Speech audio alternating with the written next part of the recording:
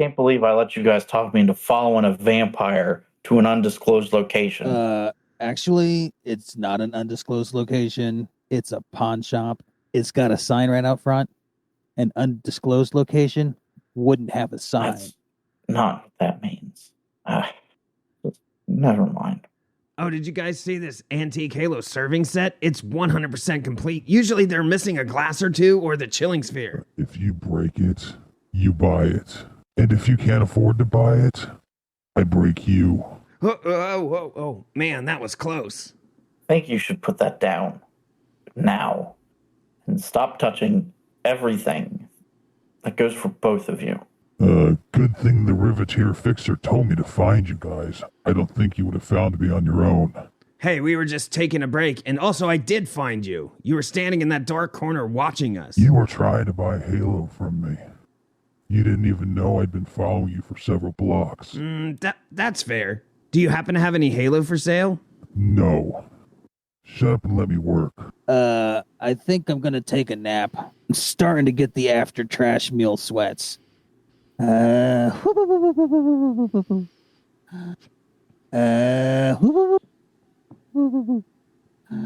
fixed it. Or rather, I figured out what was wrong. It's missing its power source. If you look here, you can see where it's been removed. Oh, where do we get a replacement? You don't. This is old. So old, in fact, it predates New Capenna. Oh, so you mean like from old Capenna? Yes, actually. You'll need the original power source to get the portal working.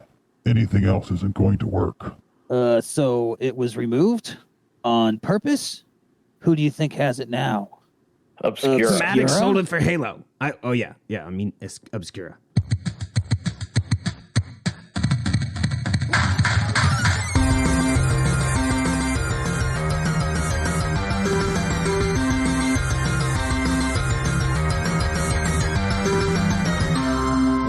Welcome to another episode of Magic the Gathering. Oh, hold on. Welcome. I forgot the name of our podcast for a second. Welcome to another episode of Magic Proving Grounds, the only Magic the Gathering podcast that proves that alchemy is in fact 33% fun and 66% not fun. How are my fellow hosts this week? Am I part of the 33 or part of the 66? That's for you to decide, my friend. I'm part of the 33. Oh. Proudly. Proudly part of the 33? Well, I'm the moderator, Dave, and I'm part of the 66%, moving maybe towards the 33%. Have yet to decide. You gotta play with Tasha, bro. It'll change your mind. And with me, of course, are our illustrious co-hosts, Ben. Yep, that's me. I don't know, after all these changes, we'll see how it shakes out. It might be 50-50. Yeah. And also with me is other Dave. Illustrious feels a bit of an exaggeration. Extravagant. For me. I don't know that I've ever described myself as illustrious. Oh, how would you like to be described in the future? I don't know. Something less shiny. Okay. All right. Unshiny co-host. Less luster. Got it. Got it. So what have y'all been doing this week? Me? Well, I mean, you know. Not much in the way of magic. Lots of life stuff going on again. Sorry about last week not having a show. When it rains, it pours. Tell you something what. Yeah.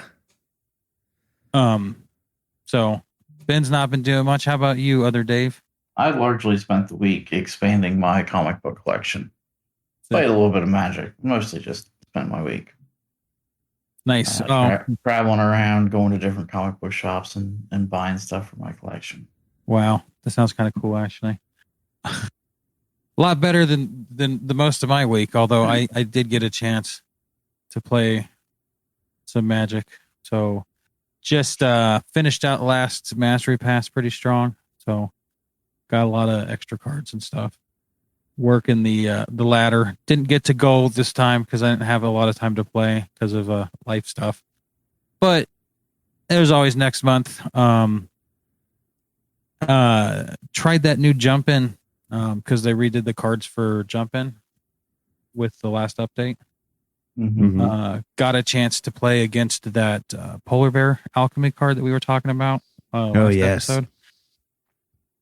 That looks like a really fun card to play. Being on the other side of it is a little rough because they started just like dropping all kinds of blue octopus and stuff and squids.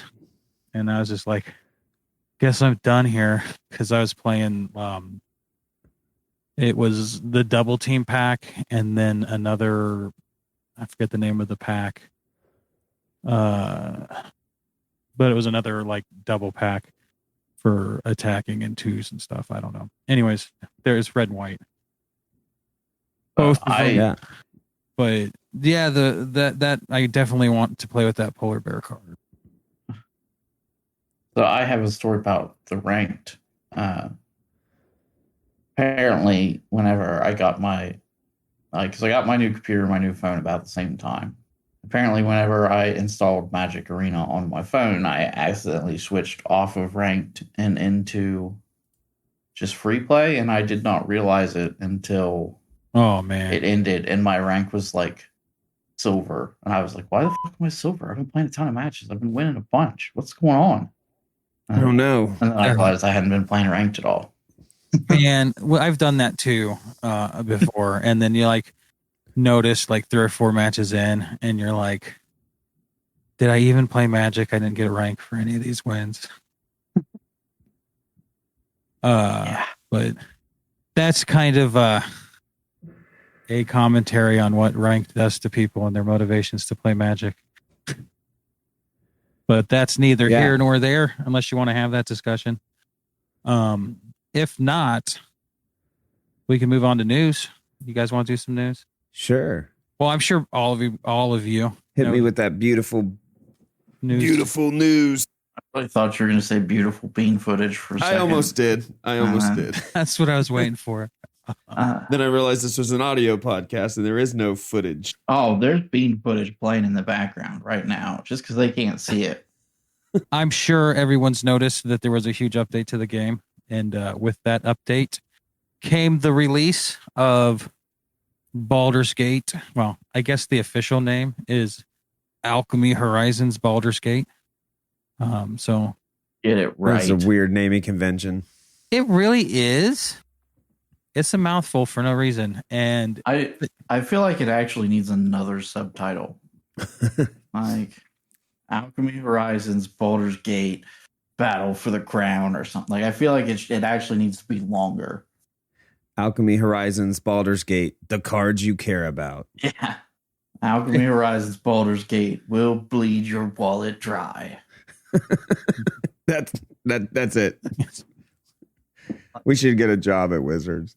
Mark Rosewater, if you're listening, I'm looking for a job. Feel free to contact. Yeah. So lots of alchemy cards. They released the state of the game. We'll post the article. I think they do this every time they release a set. So they just kind of talked about how alchemy is awesome and why you should care. If you care about alchemy, you already know why it's awesome. So and why you should care. Let me get this straight. So this is a supplemental set that comes into Historic of cherry-picked cards from the Baldur's Gate Commander expansion? Yes. Well, cherry-picked but some of them are different. Yeah. They are cards that, at least in spirit, showcase what the cards in paper were supposed to be. They're not exactly the same, per se. But... Yeah, because we decided Tasha had the same artwork, but not the same text. Not the same text. But right. If you have, for some reason, if it has a duplicate of the card, like especially the Planeswalkers, Tasha and Minsk and Boo, you also get the Commander version, like 2, I seen. To use where? I don't to play with your buddies in free play. I guess I don't know. I don't think that they're legal in brawl, but I don't play brawl, so maybe they are. It's just really weird. They take a commander set and then make it part of the historic alchemy setup. It's a little weird, but they needed a product. They needed a product for the summer on Arena. So yep. So that's what we got, which I guess is fine. It is what it is. Are any of you guys planning on drafting the set once or twice on their Arena? Yeah, once I have the free time, I'm going to give it a shot. I just haven't had. I like to do my drafts in chunks. I don't like to start and stop and start and stop again. So I'm a start and stopper. I literally drafted one pack of cards last night and then went to bed. And then when I get a chance today, I'm going to draft the rest of the quick draft. You're a starter and stopper within the same match. I got it. Yeah. I can't even finish a bot draft. I have to I got to take a break. This is too much. So yeah, I think I might draft it at least once to see how it shakes out. I'm a little intrigued, but in my personal opinion, Alchemy Horizons Baldur's Gate is not the most interesting thing that came from the State of the Game article.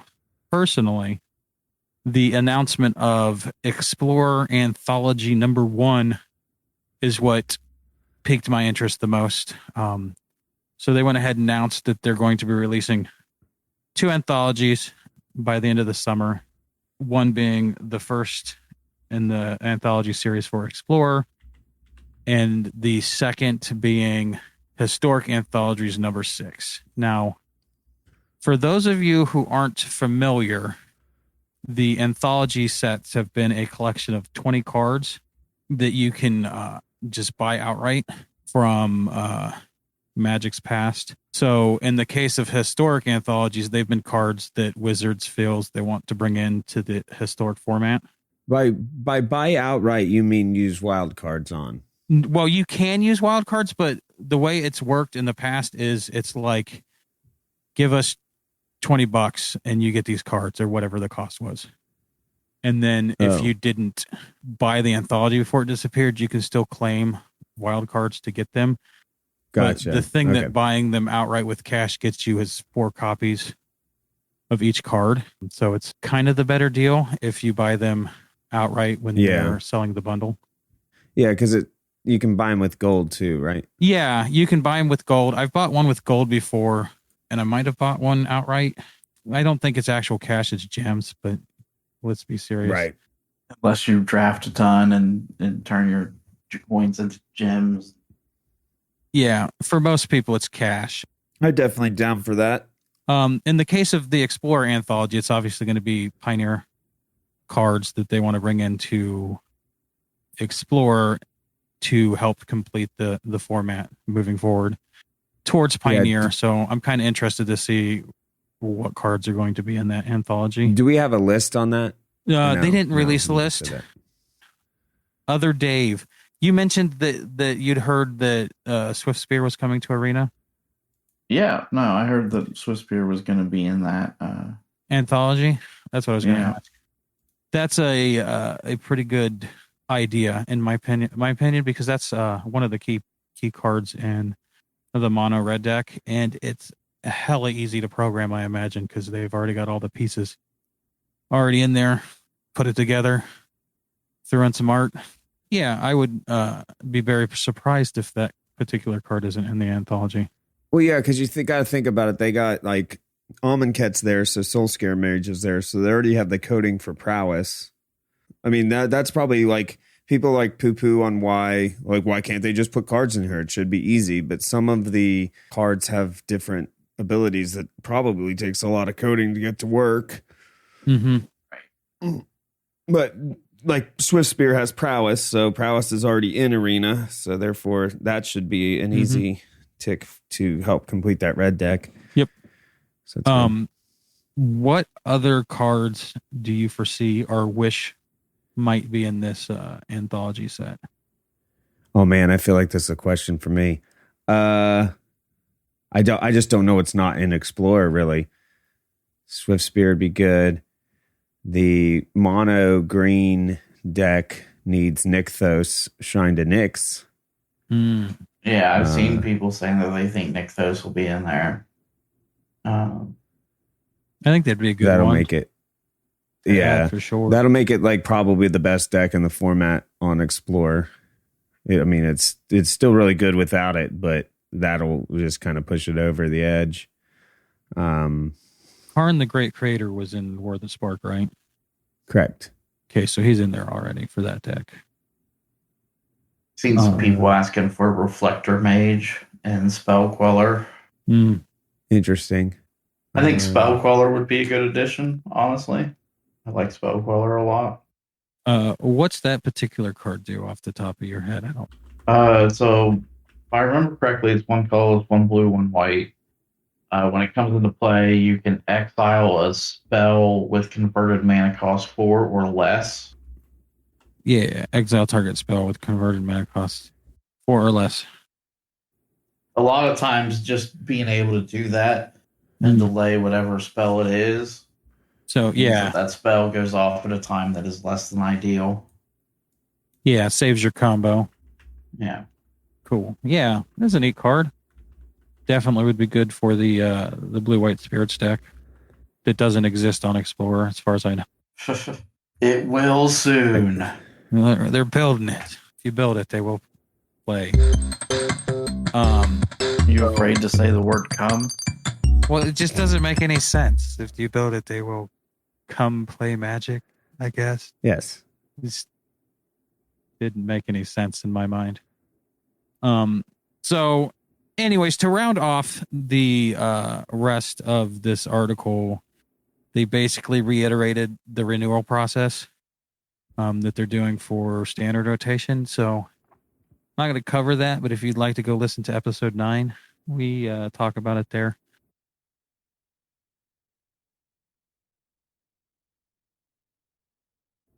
With the release of the Alchemy Horizons Baldur's Gate set, they did a lot of rebalancing for Alchemy. This is what makes Alchemy different than paper, and the fact that they typically don't ban cards, they rebalance them to make the meta not as stale. So that, top decks aren't oppressive, and whatnot. Other decks have a better shot of being competitive, except in this case, they did ban a card. Anybody want to guess which card they banned? I mean, you put it in the show notes, so I abstain. There's a 100% chance that I would get this right if I guessed it. It's Cauldron Familiar. No, you're actually. They might as well have banned that card because they did rebalance it, but it's Grinning Ignis. Oh, wow! You're like, why has nobody ever talked about this card? This is the first time I've ever seen it. I know, right? They're like, we banned Grinning Ignis. I'm like, what the hell does that card do? I can read it. It's actually, I don't know why this isn't being used and abused. It's okay. So it's 1 red, 2 colorless. If you pay red, return Grinning Ignis to its owner's hand. It's a creature 2/2. Pay 1 red, return Grinning Ignis to its owner's hand. Add 2 colorless and 1 red. Activate only as a sorcery. That seems like yes, you could do some trickery. Well, that's exactly why it was banned. It was part of a infinite combo that they were trying to combat. And the reason it got banned, according to the article and their logic, was that changing it to get rid of the infinite combo, they would have had to change it or the other card it worked with so much that it wouldn't be anywhere close to the same card. So they just went ahead and banned it in that case because because you'd have to decrease the mana you get for returning it or increase the amount it costs to do the thing, and Yeah. or both. And at that point, then why even play the card? Yeah, just ban it. Okay. The next little piece of alchemy rebalancing, I think Ben will probably appreciate, is that Winona, Joiner of Forces, is unbanned. They decided to rebalance her, and now it works exactly the way you originally thought it worked. One trigger per combat. One trigger per combat. Now it triggers whenever one or more non-human creatures attack. So See, I was just ahead of the curve. That's all. yeah, you're like, this is how it's going to work. You saw into the future, and you were like, Yep. This is how it's going to work in Historic. Now you're Don't prepared. at me about lottery numbers or anything like that. Yeah. It only works for Magic Alchemy. Spoiler: rebalancing. Tom Brady will win the Super Bowl again. You're Will Tom Brady win the Super Bowl again? Yeah, that's what I said. yeah. That's my prediction. That's your Wow. prediction. Yeah. Your superpower is you can see into the future, but you can only see the upcoming alchemy rebalances. Yeah. So don't bet on Tom Brady, or bet on Tom Brady. I don't know. It seems like a pretty good bet. Yeah, that's just a safe bet. So, what are your thoughts on this, Ben? I don't think that it's going. Historic is powerful enough. I don't think it's going to break anything to have her back. But we'll see. We'll see. Okay, next card. Well, I don't know. They rebalance some other stuff, which makes it kind of. Yeah, but- who knows? It's up in the air at this point. We'll see. So next rebalance card is a Meat Hook Massacre. Oh, everybody knows what Meat Hook Massacre does. Should we read it out? How it was originally written, or just wanted to assume everybody knows? Sure. That doesn't answer your question. I've never seen someone play Meat Hook Massacre. You have no. Are you a big Legacy fan? Yeah, I only play Legacy on Arena. Everyone and their mother Yeah. is playing Meat Hook. Yeah, Massacre. everybody does. It's good card. Anyways, It never ends. it really doesn't. However, with the new rebalancing, they've removed the last clause of the card, which was whenever a creature an opponent controls dies, gain 1 life. So you're no longer gaining life as you wipe the board with your Meat Hook Massacre. Yeah, so the dealing the 1 damage is still going to be there. So whenever one of your creatures dies, it does 1 damage to opponent. Yes. But they're removing where you gain the life, which actually helps the card, I think. Well, not the card, but helps the opponent. Because the issue with that deck is that no matter how much damage, you have to kind of do enough damage to overdeal how many times they're putting that Cauldron Familiar in the graveyard, right? Because they're constantly gaining double the life for every time they move that Cauldron Familiar out and then back in. So now they removed 1 of those lives. So it'll probably make it a little easier to deal with What? the deck as a whole. What? Yeah, Dude, because when you It's your opponent controls. You don't gain the life from Sack, and you're kidding. It's for like. You're- sorry. You know what I'm saying though, but when you No, I don't know what you're saying. I'm very confused about what you're saying right now. I'm backwards. You gain the life. What I'm saying is you gain the life from the kitty, but they're not gaining life when they put the meat hook out or when they kill one of your things with Mayhem Devil or whatever. That's like you're getting beat down by a handful of creatures, and then you drop the meat hook, and then you gain life enough to stabilize. That's how I've always right. And then the Mayhem Devil just pings off their creatures all the while gaining life.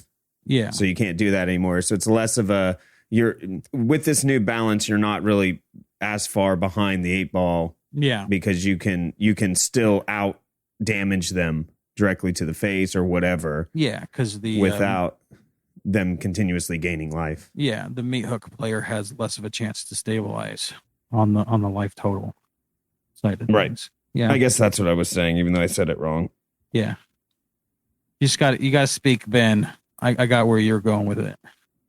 So yeah, I think overall this is probably a pretty good balance to this particular card. It'll be interesting to see how it works in conjunction with some of the other balances they've made to that deck, which we will get to. I mean, that card is still really good. It just doesn't give you quite the life advantage that it used to. Yeah. Let's talk about the other card from that particular deck that they've went ahead and rebalanced with it, which is also known as Cauldron Familiar. The unplayable kitty. Now you would never play this card. Yeah. Now it's not as good as they've added to the card Cauldron Familiar can't block. So I think he's unplayable now. I really do. Like, if he can't chump block, his effectiveness is drastically less than it was. That's like half of what he did was chump block and the other half was get in the oven. He'd block, and before he took the damage, he got in the oven. Yeah. And then did a damage by coming back out.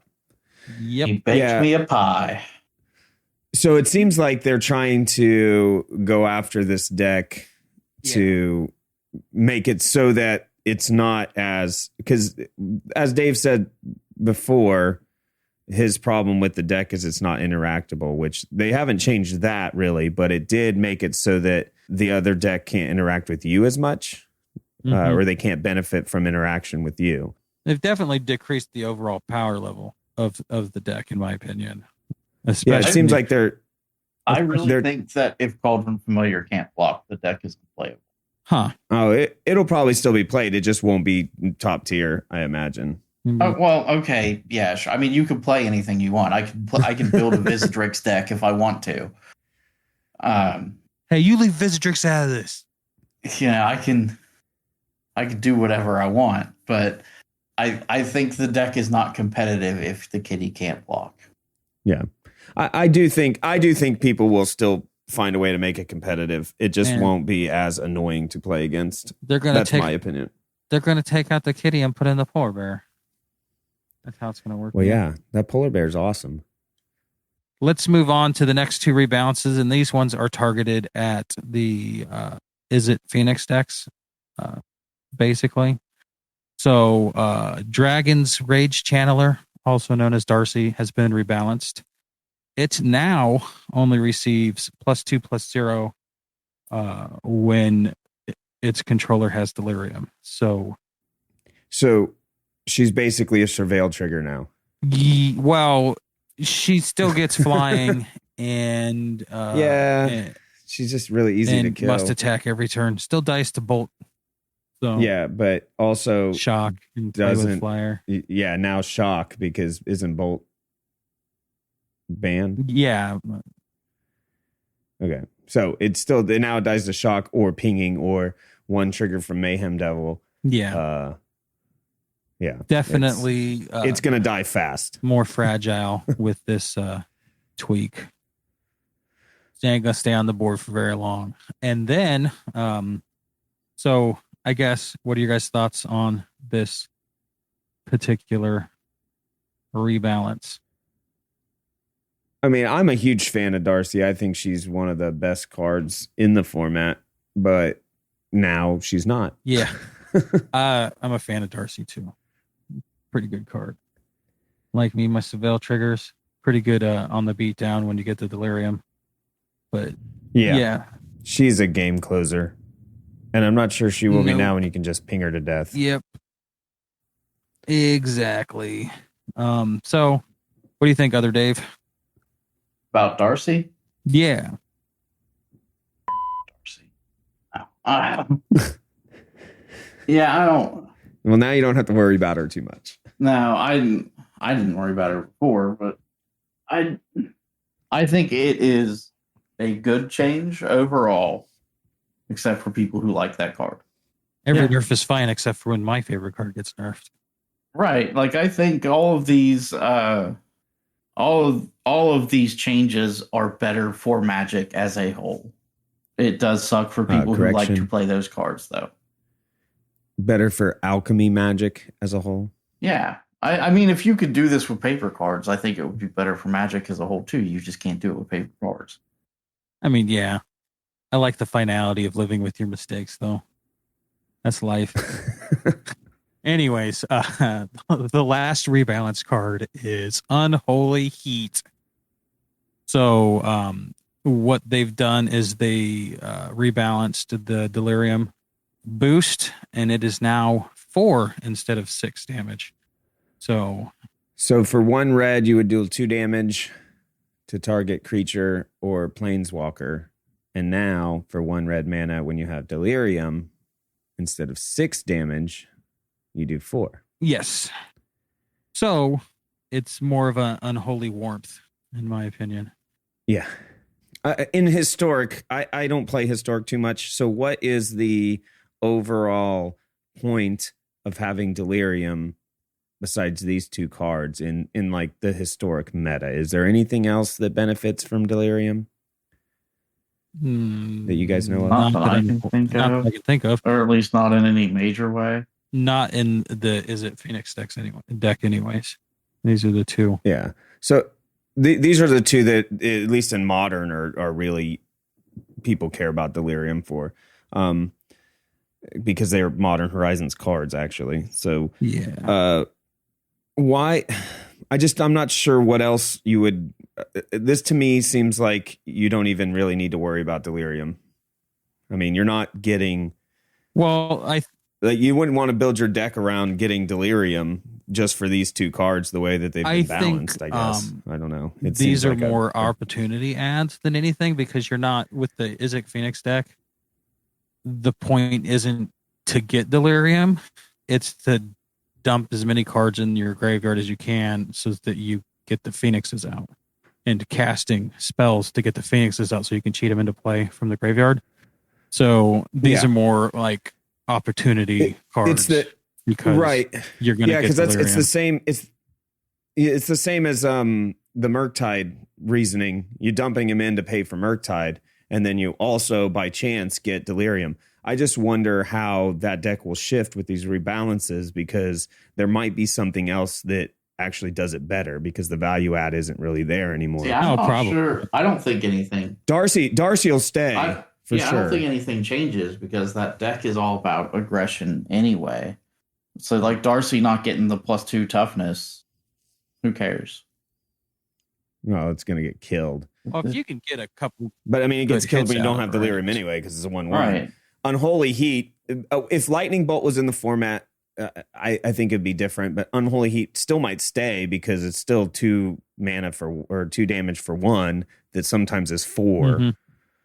Mm-hmm. That 6 though, I don't know.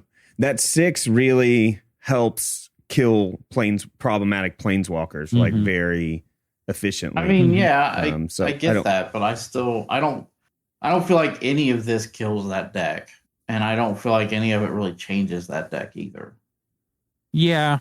I can't Yeah. think of what it just powers it down a little bit. But I can't think of anything you would replace these cards with, like off the top of my head, that makes it better. I'm just stream of consciousing because it's the first time I saw this. Like I didn't know they were balanced in time. I'm just wondering out loud, like, all you really want from Darcy is the +2/+0 anyway. Like the other, like you said, yeah, it's easier to kill, but they're typically not really that worried about it. And if you're using your stuff to kill Darcy, then they still have other stuff they can kill you with. They're still going to be bringing their Phoenixes out. Mm-hmm. I guess my thoughts on Darcy is in paper, in Modern specifically, because that's where she's legal, because there's no Historic. This change, if the card came out like this, that would be bad. In Historic, when there's no really efficient answer like Lightning Bolt, then that's a problem card and needs rebalanced. I don't think it would need rebalanced in paper. Yeah, I see what you're saying. Yeah. And that's probably why they did it, I guess. Yeah. And probably the same for Unholy Heat too, honestly, because the power level of Historic is not that of Modern. Mm-hmm. So the 4 is more in line with, the power level of Historic instead of the 6. So yeah, I guess this all makes sense. I don't have any real complaints. Is Leyline of the Void in Explorer? It should be, because the ley lines are, yeah. I can tell you here for sure in a second. Or it's in Pioneer. I don't know if it was Core Set 2020. So was that released in or Guild Pack? So yeah, it should be, right? Yes, should be. Is it available in Arena right now? Yeah. Yep. It's in Explorer. Do any of these decks work in best 2 out of 3? Just out of curiosity, or are these pretty much only like best of 1 matches? The Phoenix one does. I think. Well, I've both versions of the deck that I have on Arena have best of 3, or are designed for best of 3 to get sideboards and stuff. So I wonder how well they do when you play against things like Leyline of the Void and stuff like that. Once people sideboard to play against you, like how does the Phoenix deck deal with Leyline of the Void? Oh, probably not. I don't know. Does it have enchantment removal? I don't think it does. No. No. Yeah, I think you're like, guess I'm playing a fair game where I'm casting them from my hand. I mean, that's how I would do it, because doing it any other And way. there's no delirium that way, and there's no like. Yeah. I just don't think people are using Leyline on I've never seen it on Arena. I've never had it. And that's, I mean, if they start, then it's going to power down this deck. I mean, either deck. I don't know why you would not sideboard.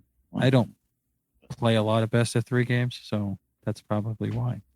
Yeah, maybe there's just not enough stuff in the meta right now, but between Cauldron Familiar and Phoenix, I would think there's at least enough to warrant having it in the sideboard. What deck would run this in the sideboard? Like what black deck is of tier 1 in Historic would want this as a sideboard? Never forget, people don't have to be in black. Right. Well, yeah. If it's in your hand, it starts on the board. So people just put it in their non-black deck, hoping just to get in. They'll mulligan down to getting it in their opening hand, and then. I guess that's how you could do it, but that's just, I don't know. That seems the worst way to go about doing it. Yeah, maybe the meta isn't as graveyard heavy enough to really warrant that. Say maybe risk, the rest of the stuff in the meta is just not that bad. But yeah, well, what was the card in Modern Horizons? I think the first one, Hogak, when Hogak became a thing. Yeah. Like Leyline of the Void was in every sideboard. Oh yeah, every one of them. It was either Leyline of the Void or the white one that exiled the graveyard when it came into play. I can't remember what that was called. Rest in peace. Yeah. Okay. Well, let's look at top decks and see what the last. So from MTG Goldfish, we're looking at Golgari Food is 8.4% of the historic meta, and the Izzet Phoenix is 2.6. Huh. So I'm wondering why they hit. That doesn't. Izzet Phoenix. NTG top 8 has. Well, it looks like Izzet Phoenix is 30% of the aggro and 17% for Golgari aggro, which is the food deck. The Golgari deck doesn't have Leylines of the Void in it. No, it wouldn't take out its own graveyard. Yeah. That's what I mean. Like, what deck benefits from it? The Rakdos deck isn't running Leylines either. Yeah, well, there's a few of them that have Grafdigger's Cage in the sideboard, so I guess if you're running that instead. Yeah, I don't. Yeah, I haven't. Azorius Control runs Rest in Peace. Interesting. I don't know, man. Nobody seems to value Leyline of the Void at this point. Not in Historic, no. It's even fallen off of the meta in Modern. I think it's just they've printed so much efficient graveyard hate that, like a graveyard hoser like that isn't necessary. Right. It's like play Leyline in the Void and not be able to play it during the game, or put in a Relic of Progenitus and then also get to draw a card if you don't need, you know what I mean? It's like, there are, I guess, just more efficient stuff. There are quite a few targeted graveyard removal cards, like unlicensed hearse and stuff Mhm. that you can Yeah. you can pick it out. In Which most is cases. really helpful for powering down delirium Yeah. in specific, because then you can choose their one artifact in the Mhm. graveyard or their one enchantment and power down delirium that Yeah, way. so that's probably what people are doing, just using the more targeted stuff. It's a little more efficient. And consistent. Too. Yeah. Okay, well, that's it for news and our brief discussion on the historic meta. You mean you don't want to talk about no Fortnite? Okay, let's talk about Fortnite. You've convinced me. Come on, we got to get the young listeners Gotta in get to- here, right? Yeah, we got to get the Gen Z audience. So, Yeah. Wizards has announced their one of their secret lair drops for July, which will be Fortnite, which comes 2 drops in particular. Drop number 1 is we'll just go with the drop labeled Fortnite landmarks. Is that just the lands? Yeah, it's the lands, and they feature art showing various locales around the Fortnite map. Like, Yep. These are accurate. yeah, I quite like the plains with the Anarchy Acres farm. Yep. It was a Shark Cove is kind of cool. I think it's really good art too. Yeah. My kids love Fortnite, so I might get not the lands because they're going to be like, it's 5 lands for, I assume it's going to be like $29.99 because that's usually the lowest secret layer drop price. I don't really feel like lands, even though these are really cool arts. That doesn't do it for me as far as pricing goes. But the collection of cards, which are reskinned versions of existing cards.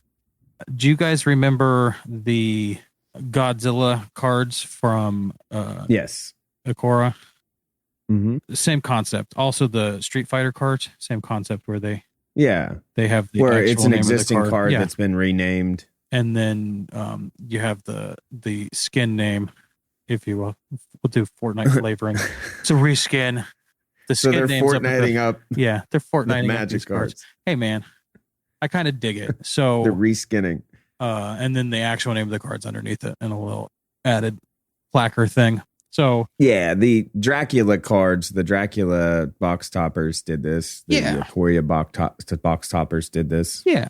So I think it's neat, and I think they've got some pretty good cards, at least for Commander multiplayer type styles of Magic, if you will. Yeah, let's be real. That- Secret layers for Commander. Yeah, basically, yes. It's the only time I've ever been almost inclined to get one was when it's like, oh, that'd be a really good Commander card to have in my Commander deck. Anyways, so let's give a rundown of the cards and tell you what they are. So the first one is Shrinking Storm.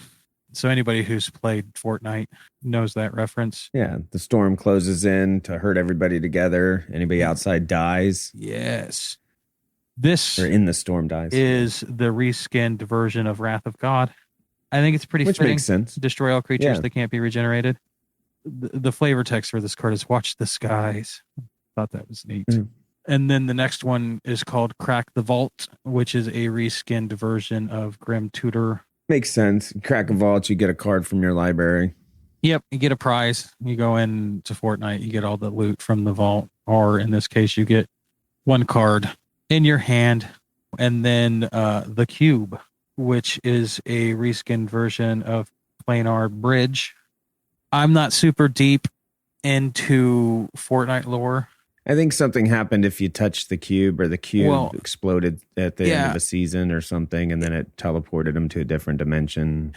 Best of what I can tell, based on what my kids talk to me about, it's basically a portal. That's where all the when they do crossover stuff, it's because the cube has brought those people to the island, like the Batmans or the Spider-Mans. Yeah, So- so the cube in this case brings a permanent from your library onto the battle. Yeah, I think it's a flavorful reskin because you're. Yeah, they did a pretty good job, honestly, Pretty with good. these. It makes sense. And then the next one is the Ply Llama in the Fortnite game. Are these little pinatas? You know what a llama, Fortnite llama is. You've seen one. You've seen it, whether you know it or not. It is a race-skinned version of What's that? Ethereum Sculptor. Yeah. I couldn't read the. Which this is the one I have a problem with.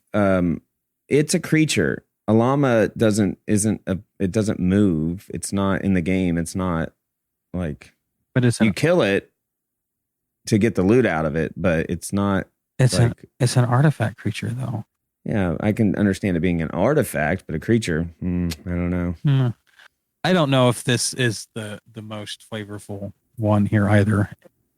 Going on what you're talking about, because you get your artifact spells just cost one less. So Yeah, it's a good card though. It is a good card. So, you want to take this next one? Yeah, sure. It's Dance Battle is a copy of Dance of Many. Basically, does a lot of mumbo jumbo. I'm not going to read. Yeah, it copies. It puts copies of creatures on the battlefield. So, and then we got Battle Royale, which is a reskin of Triumph of the Hordes, which buffs all the creatures you control, get trample and infect. I'm not sure where the flavor really is on that one either, but yeah, sure. I do like this next one, the final one, Battle Bus. Battle Royale is the best movie ever made. That's where the flavor. Well, it's the also, book's really good. I'm not sure I could call the movie that good. I hate to be that guy. The book's way superior to the movie. Just going to say that. Well, I agree with you there. The book is the superior version, and honestly, the manga is superior to both of them. I need to read that. Yeah, I've actually been thinking about doing the manga, but I haven't. The manga's really good. I highly recommend it. It's great. Better than that Hunger Games bullshit. Oh man, how do you not like the movie though? Yeah, like it's not Battle Royale. I don't dislike the movie. It's a good movie. It's just that the book is so much better. It's really campy, and if you appreciate the camp, then it's good. But I guess my chief complaint with the movie is that it was almost impossible to translate the main antagonist's motivations to the movie. The one that made the choice to start killing everybody flips the coin in the movie. Well, yeah, in the book, it's because he had a traumatic brain injury that messed up his ability to tell right from wrong. So he flips the coin and goes, I don't know what to do. Yeah. I'm gonna flip the coin. Guess I'm gonna try to win this. Yeah. Whereas in the movie, they're like, well, he just showed up because he wanted to play. He paid to be here, kind of thing. Right. Yeah. And that was one of the most in the book. That scene where he makes that decision is like kind of a really important, impactful decision. Yeah. It kind of lets you know. It like sets the stage a lot. It does a lot of character and world building. And if you don't have that, I suppose it's a loss. Yeah, so that's my chief complaint, but it's almost impossible to translate that. Right. They don't have enough time to develop every one of those characters the way they're developed in the book or the manga. But like makes sense for what they have to work with, especially at the time that they made the movie. Mm-hmm. I think it's a great movie. Yeah, I would like to see it remade. It's one of my favorite Japanese movies. That's my complaint about the movie. It's not like I get you don't have time to do the guy's backstory, so he's just a previous contestant who wants to come shit up. Okay, fine. Yeah. I actually think the worst part of the movie is the poison storyline. I don't think they do a great job of portraying why she poisons everyone, as opposed to the book and the manga. Yeah, I can see that. But let's talk about magic on our Magic the Gathering podcast. Fortnite is based on Battle Royale. We got to go back to the original. It's a lovely tangent, but we gotta steer back. Welcome to Magic the Gathering Proving Grounds reviews movies. It needs another subtitle, just like Magic sets do. We need to add another. We need like 4 subtitles. So, why don't you hit up the Battle Bus there? I like this one because Battle Bus is a reskin of Smuggler's Copter, and it's cool. I think that's flavorful. I like the art. I can dig it. So, and the flavor text is "Don't forget to thank the bus driver," because that gives you extra luck, and you're going to win if you thank the bus driver. And it's also just being polite. Except for the fact that you're forced to fight an endless battle with one another. Are they forced to in the canon of Fortnite, or are they just choosing to? I think it's don't really forced. Although, like I just said earlier, I'm not up on the lore. I would have to ask you can get my kid in here and we can have the Fortnite lore expert explain. I don't to know. us Jonesy seems pretty into it. I don't even know what you guys are talking about. So. It's fine. So I will report back if I decide to get this, because I've been showing my kids the cards and they're like, this is cool, and maybe we can maybe I'll pick this up and try to convince my one kid who really loves Fortnite to play some Commander with these Fortnite cards. Grim Tutor and Wrath of God. I'm not sure the other ones are in most. I mean, you could use them in any deck, right? But trying for the hordes would be good in a commander deck too. I'm not sure about the other ones. I think you could do some planar bridge shenanigans. Too. Oh yeah. Planar bridge would be good. Yeah. I don't know if it's actually used in competitive EDH, but man, get off on that. Nobody likes competitive EDH. It's not something that should be competitive. That's why. Yeah, I agree. Big fan of the casual. Well, yeah, the whole point is, hey, we're tired of this competitive scene ruining all our stuff and forcing us to play these things to stay relevant. So we're gonna pile all our cards into this 100-card thing and then just play casually around a table, and then eventually it turns into this competition again. I guess that's the nature of people, right? Mm-hmm. Yeah. Well, it's the nature of Magic players, especially. Everyone's got to be better than the next. Yep. So I'll let you guys know if I eventually do pick these up. Provide feedbacks. Get more of my kids to play, and still trying to fill out my draft pod. Yeah. Do we have time for the discussion this week? No, we'll probably save it. We can do a extra. I would say it feels like we actually went pretty long. Yeah. Yeah. Just what we had. Yeah. It's all the tangents about Japanese movies. So I guess that concludes the show for this week. Why don't you tell everyone where to find us, Ben? You can find us on Twitter at MPGPod. You can find me personally at BeNiceMPG. And where can they find you, moderator Dave? You can find me at Dave_MPG on Twitter. You still not on the internet there, other Dave? I am still not on the internet. It's probably the best for everyone. Yes. Also, if you have any thoughts on alchemy rebalancing in the state of magic as a whole, specifically historic or alchemy, give us a email at show@magicprovinggrounds.com. Yep, or tweet us. It's all good. Whatever works for you. Outro music, the end.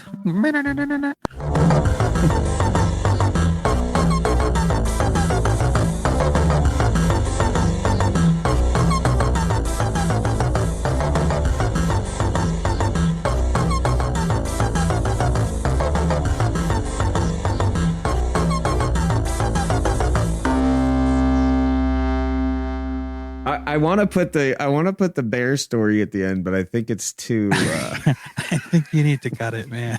That's too much. But we were talking about the polar bear, and it led into the bear story.